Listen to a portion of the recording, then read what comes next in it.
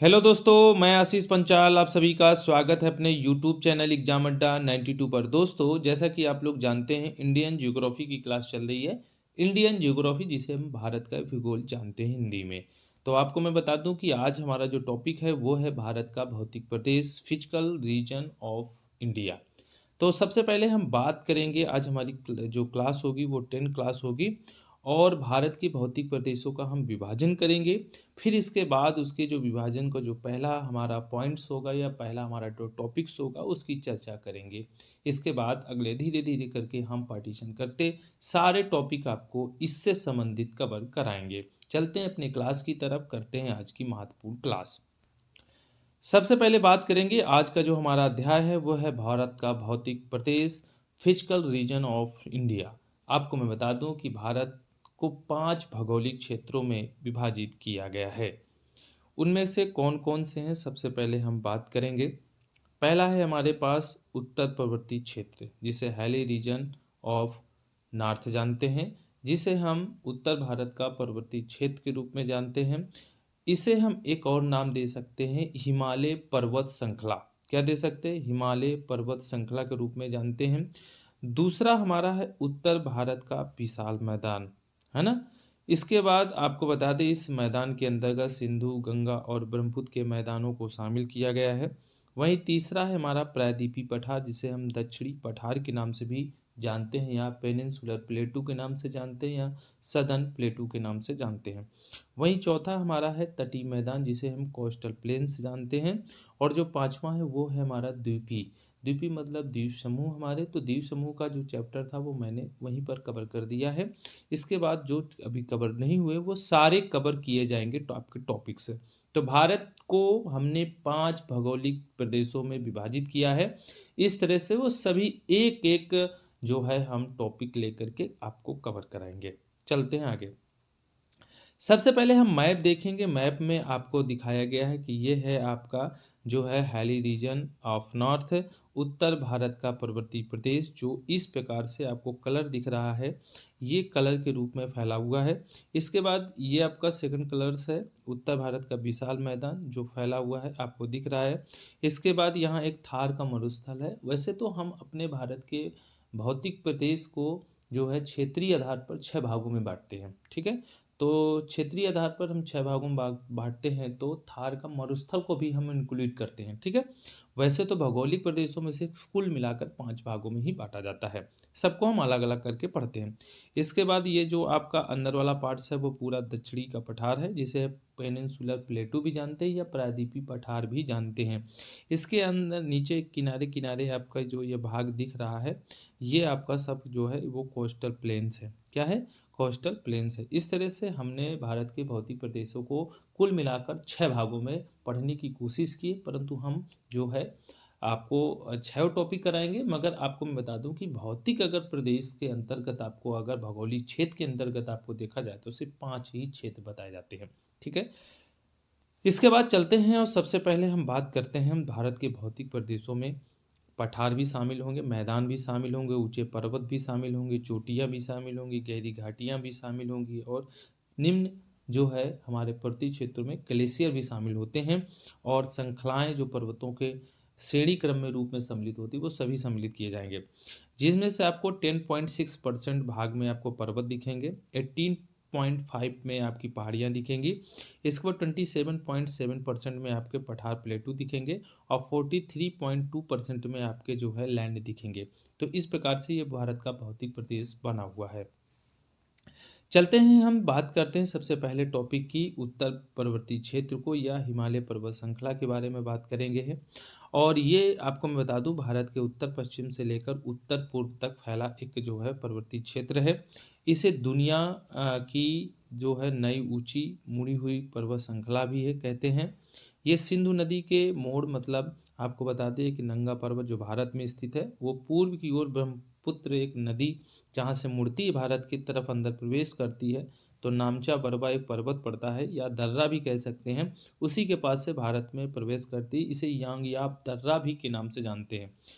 वहाँ तक ये फैला हुआ है एक तलवार के रूप में। तो आगे लिखा हुआ भी है कि भारत के उत्तर पश्चिम में शुरू होकर यह हिमालय पर्वत श्रृंखला एक तलवार के आकार या धनुष्कार या चाप के आकार का उत्तर पूर्व में म्यांमार तक फैला है।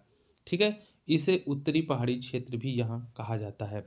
इसके बाद आगे और कुछ बातें हैं, तो आपको मैं बता दूं कि भारत में हिमालय पर्वत जो है कश्मीर से अरुणाचल प्रदेश तक लगभग 2400 किलोमीटर तक ये एक मीटर तक फैला हुआ है और लंबाई करीब जो है 250 किलोमीटर है, चौड़ा और लंबा है। इसके बाद आपको मैं बता दूं कि औसत ऊंचाई करीब जो है 6000 मीटर बताई जाती है। ठीक है, तो जो इसकी जो चौड़ाई है 250 किलोमीटर करीब है और जो लंबाई है इसकी जो ठीक है, पूर्व में लंबाई इसकी कुछ और है और जो पश्चिम में लंबाई है कुछ और है। ठीक है, तो मैं आपको बता दूं कि पश्चिम में जो इसकी जो लंबाई है वो आपकी जो है करीब आपको बताया जाता है कि 400 के आसपास है। ठीक है, वहीं पर अगर हम ईस्ट में देखें तो ईस्ट में इसकी जो 150 किलोमीटर तक ही सीमित रह जाती है, बिल्कुल शून्य हो जाता है, मगर काफ़ी चौड़ा होता है। तो इसमें जो पॉइंट्स दिया हुआ है इसको याद रखना है। यहाँ पर तो ये हिमालय के आधार पर इसको बताया गया है।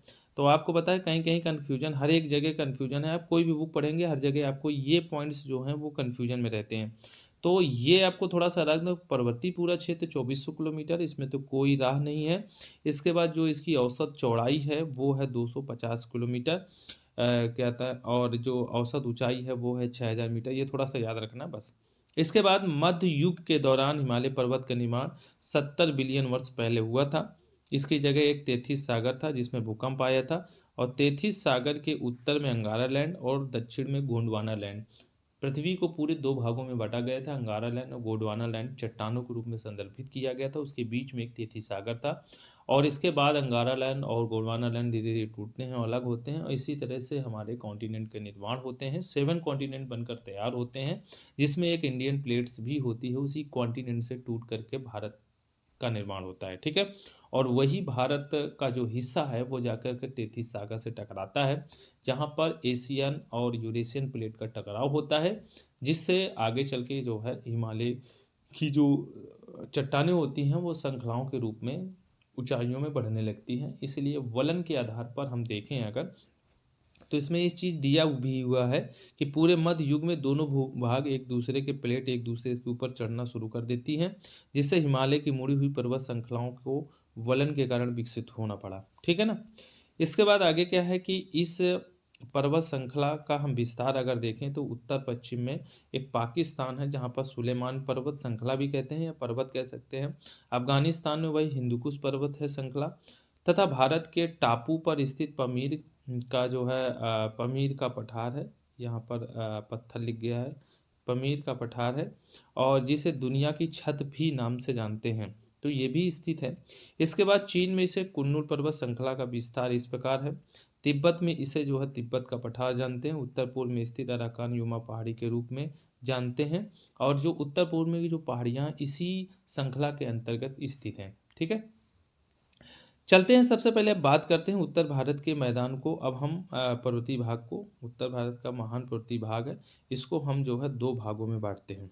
ठीक है, अब वो दो भाग क्या है, एक तो आपका हिमालय के रूप में वर्गीकरण करेंगे। हिमालय को भी हम ही मतलब निर्माण के आधार पर हिमालय का वर्गीकरण करेंगे, फिर हिमालय का प्रादेशिक वर्गीकरण करेंगे समांतर प्लेटों के आधार पर। ठीक है, इसके बाद आपको मैं बता दूं कि नदी घाटी के आधार पर भी हम हिमालय को अलग अलग रूपों में जानेंगे। तो इस प्रकार से उत्तर भारत के पर्वतीय भाग को भी हम समझने की कोशिश करेंगे।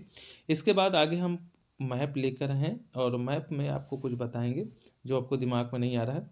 सबसे पहले आपको बताया पाकिस्तान, और पाकिस्तान में ये है सुलेमान सीढ़ी जो है क्या कहते हैं, पर्वत श्रृंखलाओं में जो उत्तर भारत का पर्वतीय क्षेत्र है वो पूरा लिया गया है। यहाँ पर हिंदुकुश पर्वत है और ये पमीर का पठार है जो दुनिया की छत कही जाती है। चीन में कुन्नुल पर्वत श्रेणी है और ये जो तिब्बत में है तिब्बत का पठार है और ये नामचा बर्बा है और ये नंगा पर्वत है। ये पूरी श्रृंखला जो आपकी दिख रही है वो पूरी श्रृंखला आपकी जो है वो पूरी क्या है, उत्तर का पर्वतीय क्षेत्र है। ये पूरा उत्तर का पर्वतीय क्षेत्र है और यहाँ भी ये पर्वत पूरा जो है आपको मैं बता दूं कि पर्वतीय क्षेत्र के अंतर्गत आता है। ये पूरा जाके कहाँ तक है, आराकान योमा पहाड़ी तक है। तो ये पूर्ण रूप से जो है उत्तर का पर्वतीय क्षेत्र हमें दर्शाता है, ठीक है? तो इस प्रकार से ये जो मैप था उसमें भी कुछ चीज़ें आपने देख ली होंगी। तो ऐसे करके आप नोट्स बना सकते हैं। जो चीज़ें मैंने बताई उनको पॉइंट्स में नोट कर सकते हैं। अभी तो बहुत कुछ बाकी है इस अध्याय में, ठीक है? तो बस आज इतना ही रखते हैं, मिलते हैं अगले नेक्स्ट टॉपिक में। इसी टॉपिक से संबंधित आपको हम पॉइंट्स कराएँगे। Thank you so much. धन्यवाद। जय हिंद, जय भारत।